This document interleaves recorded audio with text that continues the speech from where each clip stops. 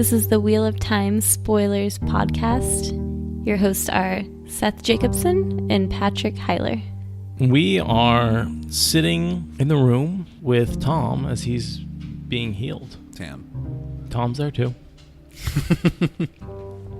Just thought I'd help you out this time. Thank you. I appreciate that. I don't like hearing about it a week later after we publish. On Reddit. I broke into this, or we accidentally started running into chapter 8 at the end of the last one. And that's where Moiraine reveals that she has the Angry All and starts working on Tam. There's this nice quote in Rand's mind as he's watching Moiraine work, where he thinks, "In the stories, Aes Sedai wonders were always accompanied by flashes and thunderclaps, or other signs to indicate mighty works and great powers. ... He has a couple more thoughts. And then he says, "But for all he could tell, though, Moiraine might just as well have gone to sleep." I just thought it was interesting because we see Moiraine doing this really hard work and she's not even moving. She's, I assume, just kind of staring at the wall above Tam, or staring at Tam, and she doesn't appear to be doing anything. Rand had the prickly feeling she was looking beyond him in some fashion. So what I think she's doing there is delving. Probably. There's a prickly feeling going on there. And I don't know if that has anything to do with the goosebumps he gets later when someone's channeling, or if that's just him feeling weird because he knows the power is being used. Yeah, we talked about that a little while we were sitting at the bar. I'd like to think that it's because he's ready to begin channeling. He's at that point, and we've debated a little if it's possible. It's possible Rand could have channeled before this, but probably not. He probably hasn't. But if you're at that point, I don't think he has. If you're close, do you start to get to be able to sense when other channelers are doing work? Maybe. Probably. Yeah. I'm going to say yes. I'm going to say it's just a weird choice of words. Maybe. Who knows? I don't think we can. That's one of those things that's...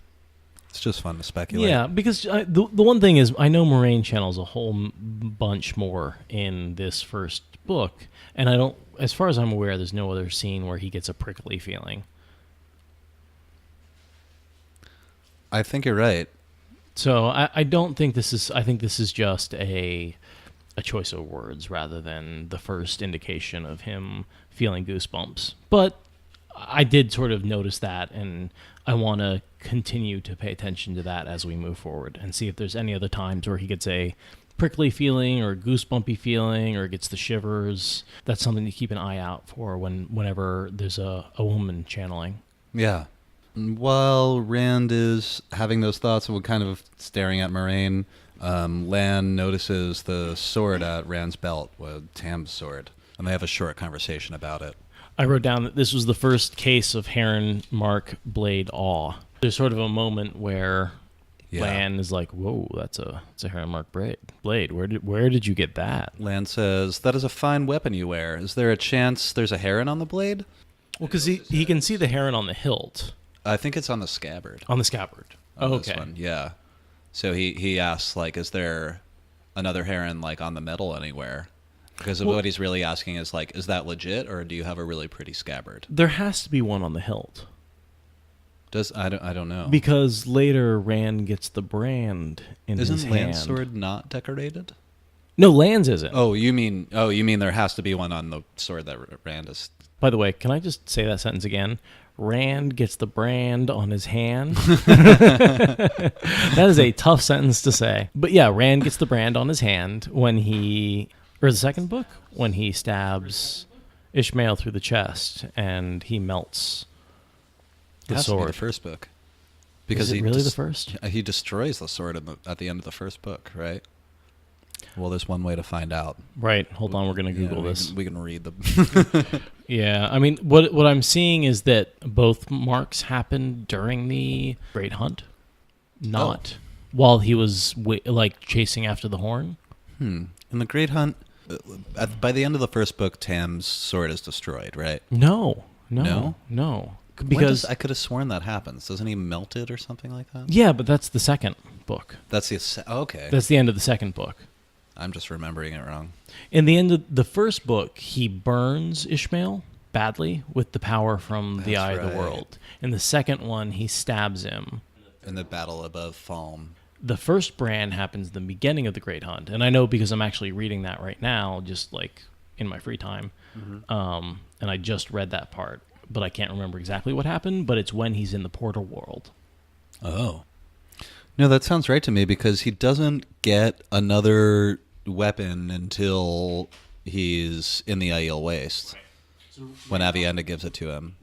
Rand al'Thor is confronted by Baalzamon while hunting for the Horn of Valir. While holding his sword, Baalzamon heats the sword, thus branding a heron into one of his palms. Later in battle, over the skies of Falma, Rand channeled Sidene through his sword and struck the final blow, thus melting his power-wrought sword and branding the heron to his other palm. The blade was held in reverse. And I think it's in a dream that Baalzamon heats it up. It would still work. That would still work. It doesn't make it less real. And then later he reverses the grip because he's stabbing down and leaving himself open. So he's holding it in the other hand, and the grip is reversed. So the same heron is branded into both palms. Well, that was a bit of a diversion. So Lan notices the heron mark blade. I'd not have thought to find a heron mark sword in a place like this, Lan said. Rand says, it belongs to my father. He bought it a long time ago because he misunderstands, and Lan says, strange thing for a shepherder to buy, which he obviously doesn't believe. You can't buy one of those. Rand says, he never had any use for it that I know of. He said it had no use, until last night anyway. I didn't even know he had it till then. He called it useless, did he? He must not always have thought so. Lan touched the scabbard at Rand's waist briefly with one finger. And then he basically explains, or starts to explain what heron mark blades are and what they mean. I thought that little dialogue was interesting because Lan, he figures out the story, or most of it, right here in this like couple of seconds of dialogue. He already knows that Tam is a blade master. Oh, yeah. When he said he called it useless, Yeah. so he must not always have thought so. Right. Because to be a blade master, you have to practice so much, and you have to be incredibly dedicated. For a lifetime, pretty much. Yeah.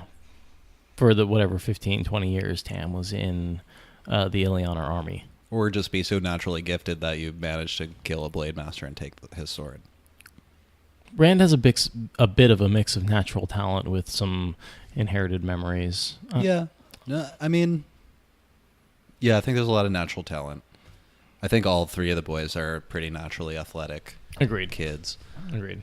But then, he also gets special daily training from Lan for a really long time after this. Shortly after this, it starts for a really long time. And then he trains with the Aiel, too, which is going to make him a better fighter. Well, and Lan is probably the best swordsman in the world at this point. Alive? Yeah, maybe. Probably. Yeah, probably. I feel like even at the end, Lan could kill Galad. Oh, no problem. As No problem. Excellent swordsman. Well, just think about the final battle. They both go up against Demon Dread, and Lan wins. Yeah. Lan understands the game better than anyone else does. Yeah. When he says, oh, I didn't come here to win. I came here to kill you. Yeah. Which is a really badass line. But what he's saying is, like, it doesn't matter if I die. What do they call it? Sheathing the sword. Yeah. You take a blow to give one. Right. You take a sword in your side in a fairly non-critical area, and that prevents him from stabbing again and brings him in close, and then that gives you a chance to strike home in a more tender area. Mm-hmm. And there's a good chance you're going to die because you just got stabbed with a sword. Yeah. But in a world where Aes Sedai can heal wounds like that, it's not a certainty. You have a good chance of living. Yeah. I mean, we see both Lan and Rand take a blow to the side and survive it. Although Rand's... I guess technically that is what kills Rand. Wait, what? Right, so eventually Rand's body dies at the end. And what kills it is the wound in his side, which originated from... The true power, the taint.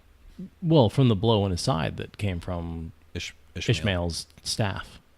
Sheathing the sword, Lan calls it. And Rand's like, what do you mean sheathing the sword? You make me sheath the sword all the time.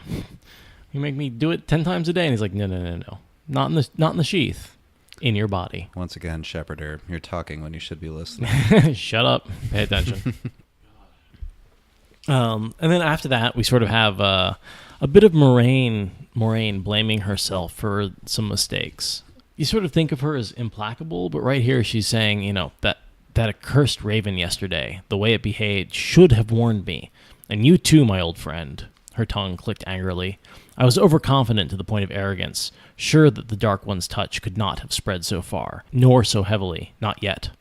So sure. She's thinking to herself, that raven, She's really tired in this scene. Sure. That might have something to do with it, but we definitely don't see her act emotionally, or say anything like that out loud. Throughout the series, you maybe see a couple of scenes with her and Lan in a private room where she speaks in an emotional way, but generally we don't really see her act like this. So that is pretty kind of unique. Yeah, no, really, really sort of, I was overconfident to the point of arrogance. We see a lot of Aes Sedai who are overconfident to the point of arrogance. That's not, that's a trait that they, bring out a lot, but we've never seen one admit to it. One of the reasons I really love Moiraine is just sort of she missed this really subtle, tiny thing, and she's blaming herself. Yeah. I think this is the same scene you're mentioning that where Rand says, what if I had mentioned a man with a black cloak that didn't make any noise while he rode his horse and the wind doesn't touch his cloak? If I had mentioned that, would it have helped? And Lan was like, yes, it would have. And Moraine's like, stop it. But it really wouldn't have. I won't have him thinking, because it really wouldn't have. Knowing there's a fade would have it would have made Lan feel better, but there's very little that they could have done, even if they knew well in advance. They're not going to be able to stop 100 Trollocs from tossing torches into empty houses. Right. There's just no way. And Moiraine pretty much literally says, not unless we had known months and months ago. Right. I needed help. Yeah. If I could have brought some sisters and their warders with us, we could maybe have stopped this. But and on some level, she doesn't much care. I know it's sort of saying bad, but she doesn't really care if the Two Rivers burns. She just needs to get the dragon reborn out of there.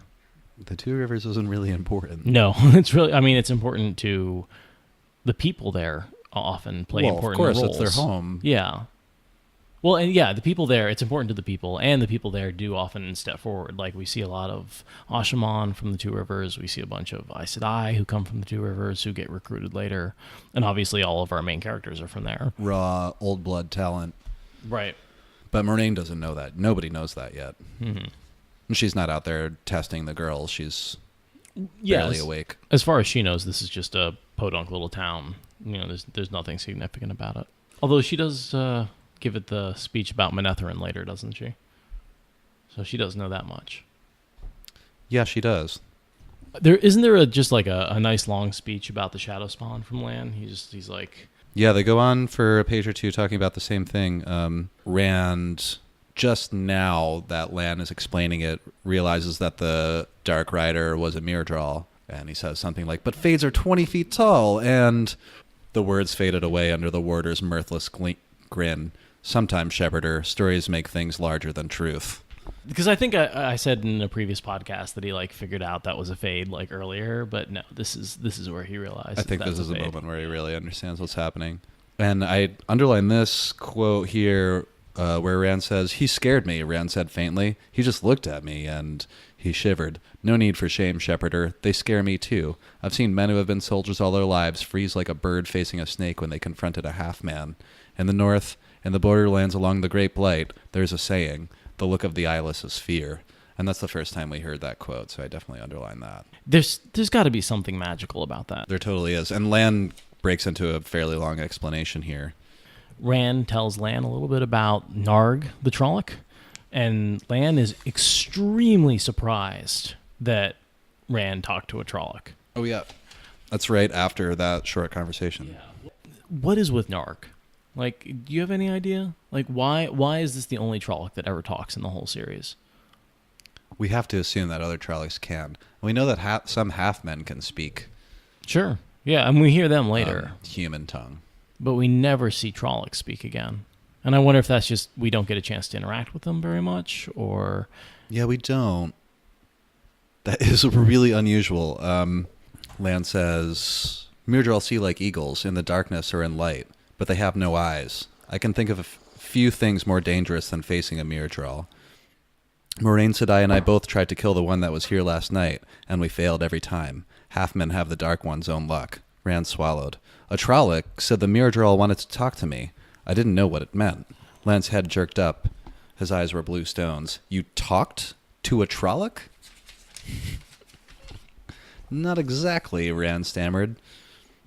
The warrior's gaze held him like a trap. It talked to me. It said it wouldn't hurt me, that the Myrddraal wanted to talk to me. Then it tried to kill me. And he just explains what happened in the Winter Night chapter. Yeah. Where the Trolloc leapt at him and he just happened to be pointing the sword in its general direction. It's impaled itself. Right. So the smartest of the Trollocs. Sorry. No, yeah, totally. Jumps right on the point of the sword. Well, he can talk. So here's my question. Fades having the Dark One's own luck. Is that a legitimate thing? Is it just that they're clever and fast? Is it just... Oh, I think I know where you're going with this. Or is there some sort of magical playing with the odds thing that's going on by Fades existing in this world and not being natural and being some sort of twisting half thing that exists in the shadows and wind doesn't blow? Do they actually have luck, or is that just skill? Well, we've talked about this a little bit before, and there's definitely some part of them exists outside of the pattern. It's like the only way that, like, why wouldn't the wind touch them? Right. Unless there's somewhere outside of the pattern. Like, why, right, Lan describes it as the Dark One's own luck. I can't think of any good examples of this that we see in the future. I can't either. Like, where Fades get lucky. Like, it doesn't seem like Fades ever get lucky. Well, yeah, I mean, they seem really fast and clever and, sure, you know, great swordsmen, but not lucky. Right. I was just curious about that statement, like Fades having the Dark One's own luck. Because, but if it's true, if they're a little outside of the pattern, it might make sense that they can't not manipulate the pattern like a Ta'veren, but maybe act independently of forces inside of the pattern because they're not connected to it in the way a human is. Yeah. Right? Does that sort of make sense? No, that makes sense. I'm trying to come up with the examples, and unfortunately, I just don't think we see enough of Fades outside of generals. Yeah. For the most part, they're just directing Trollocs to hunt. Or if they're fighting themselves, they're described as fast and clever and able to kill lots of people, but they don't appear to get lucky in battle or, you know, have reinforcements arrive at the right time or be... No. I mean, you can't kill them. Like, nothing dies like a half-man. There's no other creature that... It just doesn't make any sense how... You either have to cut its head off. You have to cut its head off. Basically, yeah. And even then, they don't die till nightfall. Yeah, if you, like, burn it to ashes, also, that's a way to kill it. Balefire, always a favorite. But, I mean, yeah, we see half-men filled with arrows, and they're still walking around. They're not alive in a typical way. Yeah. Put a Trolloc an arrow through a Trolloc's throat, and it would fall over like any other living creature. Yeah, Trollocs are pretty standard beasts. Mm-hmm. But Fades are something else altogether. Yeah. And they weren't even intended, right? Like, that when Agenor was making the Trollocs, I think we talked quite a bit about this in the Breaking episode. We did, Lan. How the souls of the Fades are about the same percentage of channelers, and we think that they're the souls of channelers in the Twisted Beasts. Yeah. Lan essentially says something like they're a kickback to the human stock, and because of the taint that was used in creating Trollocs, that when this kickback happens, it's like genetic, like every 100th time or so, a Myrddraal is born instead of a Trolloc, but the Dark One's taint is stronger in that genetic kickback. He says something like that. the way the human stock is stronger, so too does the taint become stronger. Yeah. And so those two mirror each other. The powers come straight from the Dark One. Right. And later I think we see just how closely Fades are tied to the Dark One when we get Shadar Haran, the hand of the Dark One, the super Fade, who later gives birth. Sounds like a haircut. What do you want? The super Fade. High and tight. But yeah, we see him linked to the Dark One and later gives birth to the Dark One. So clearly the fact that the Fades are a little outside the pattern gives the Dark One a path into the pattern. Are half-men men? I think they're men-beast hybrids, right? Because just like Trollocs are men-beast hybrids, but then the half-men are... But Fades all kind of look the same, right? Yeah. I guess what I'm really asking is, are there female, or like, are there half women? Shadow women? Don't know. There must be. Maybe. We definitely have been told about female Trollocs. Unless they just don't, if they're just neutral, if they just can't reproduce, that's totally possible. Oh, no, I mean, they love raping women. That's right. That does happen. So a lot. There's got to be female Fades, too. I can't imagine a female Fade. But they have the equipment. There's no doubt about that. Female Fades that rape female women. Also possible. There's a section where Moiraine, again, talks about sort of making mistakes. She says, I've handled this badly. I should have rested first, I suppose. She's tired. Yeah. She just fought a major battle against 100 Trollocs and a Murdral in the middle of the night. And then healed Tam. She is exhausted. And she is not necessarily handling this conversation well. Yeah. And we see her staggering around and asking Lan to help her up. That's not something we would typically see. And sort of look at Shadar Logoth as well. So after they do all this traveling, everyone else has had their tiredness healed, and they get to Shadar Logoth, and she is exhausted and passes out. Yeah. And that's one of the reasons why she doesn't properly tell the boys not to go out into the city, is because she is just... That's the first time she's resting. Yeah, and she makes a mistake. She's exhausted. We see some of the few mistakes we see her make is when she's just too tired to continue to hit all the right points. Yeah, and she channels more, does some really big weaves in between this time and then. And they leave this night. She's exhausted already, and they travel through the night. Yeah. So... And this is the scene essentially where she's trying to explain to Rand that he has to leave.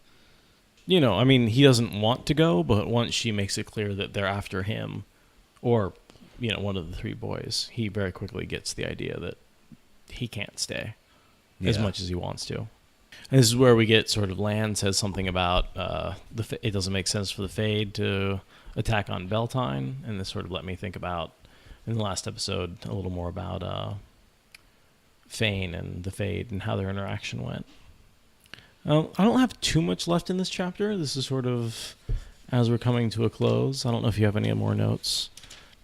Just a couple little things. I saw Mistress Alvear sat down and said, oh yeah, she and I had a long talk with the Aes Sedai. And she sort of has a little more casual relationship with her. She sits down and says, listen, Aes Sedai are just women, just like everybody else. And Moiraine says, I need X, Y, and Z from you.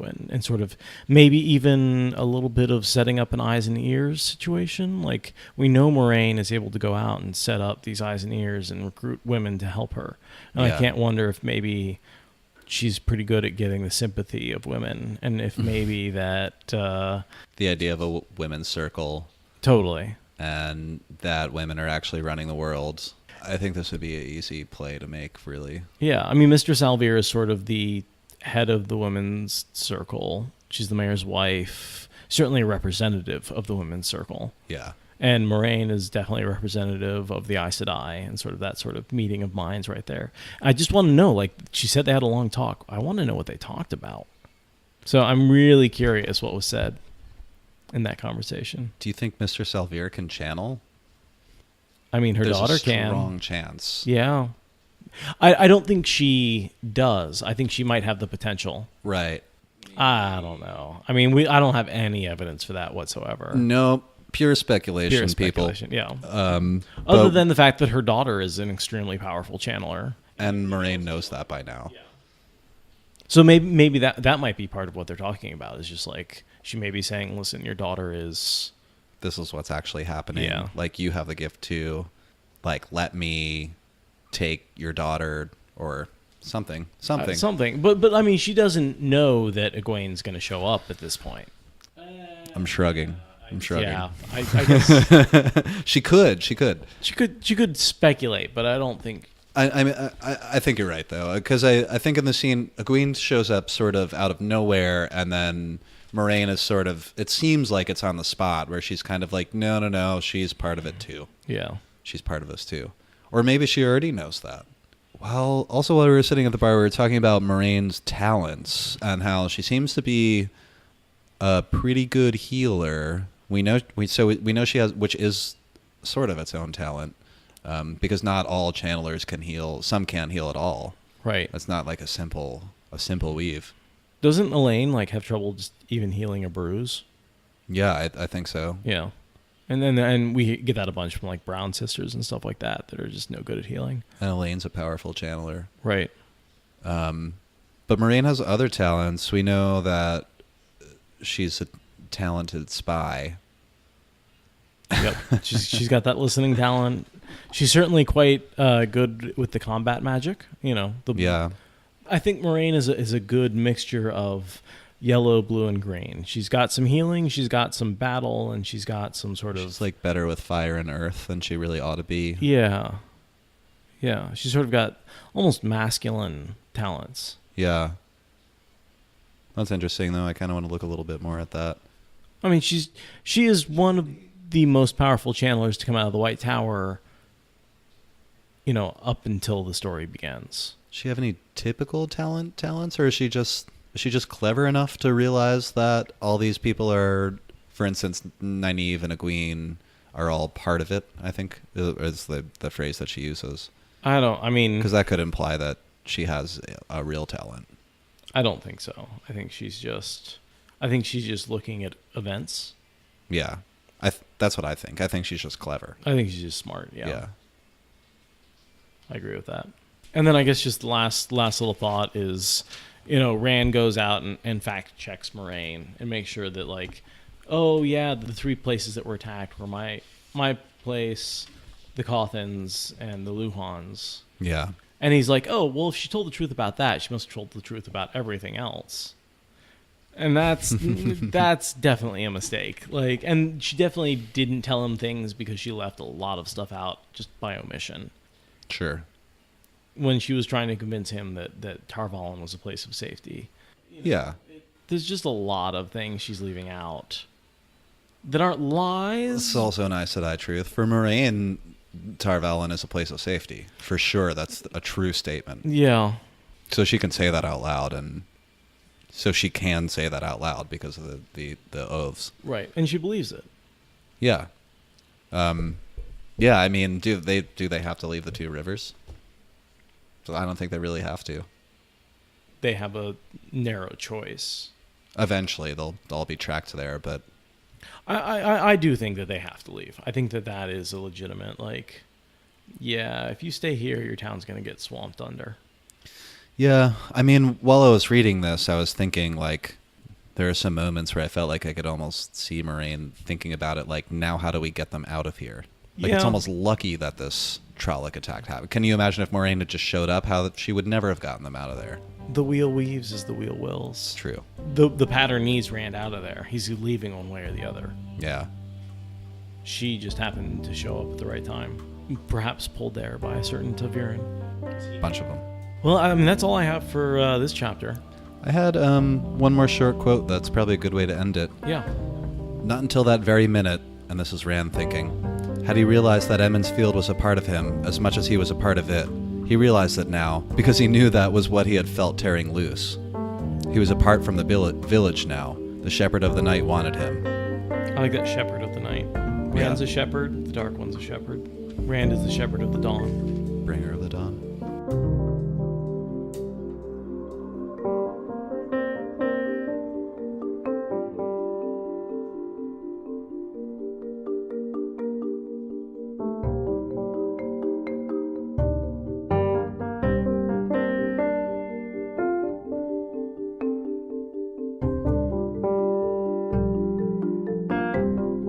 I've been ignoring Seth choke for the last 5 minutes. It definitely wasn't water. It was the whiskey glass. So I took a big swallow.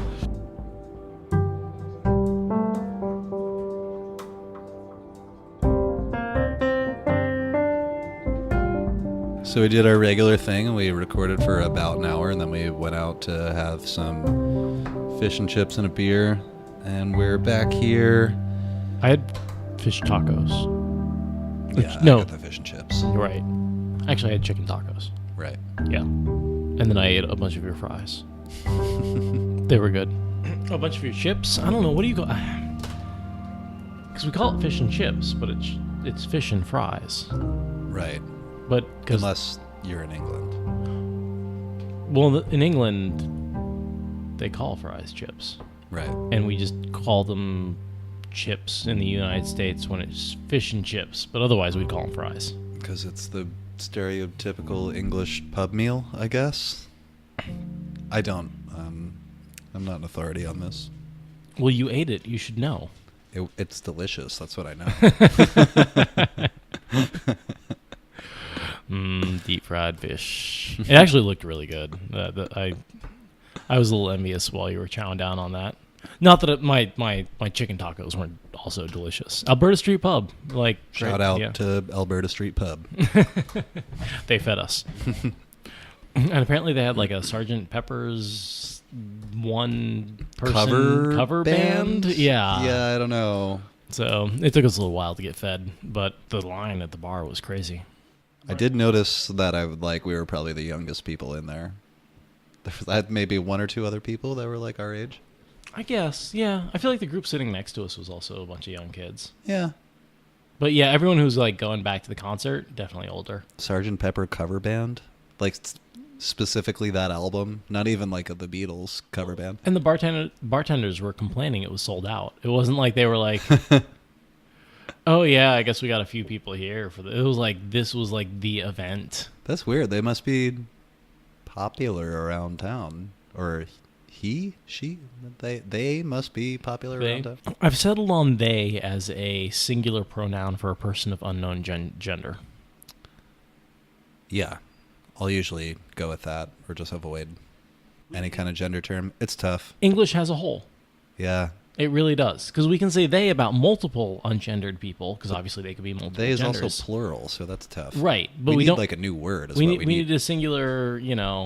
Like if you could shorten they by taking off the y, it'd be like the, and that kind of works, except for we already have the word the in the English language. But it'd be like, oh yeah, the was hanging out at the bar, as opposed to they or them, or a singular of they or them should be the. It makes sense in my head. I don't know anything. Gender politics are difficult. Well, and that's why they've gone with like Z and Z. Like they tried to go with the Z as a neutral one, but who the hell uses that rather than he or her or him? I didn't know about that. If we haven't mentioned it yet, I'm a server, bartender, whatever at